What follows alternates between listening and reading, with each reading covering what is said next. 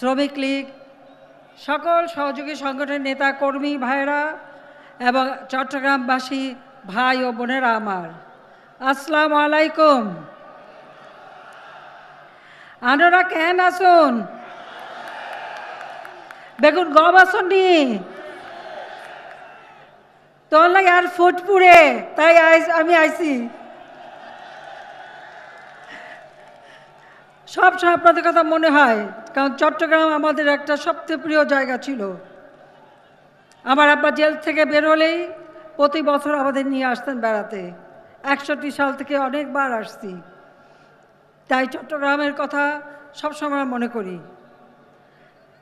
এখানে আসলেই মনে পড়ে আমাদের সকল নেতা কর্মীদের কথা, বিশেষ করে এই চট্টগ্রাম, যে চট্টগ্রাম আমাদের সমস্ত আন্দোলন সংগ্রামের সূতিকাগার, আমাদের মহান মুক্তিযুদ্ধ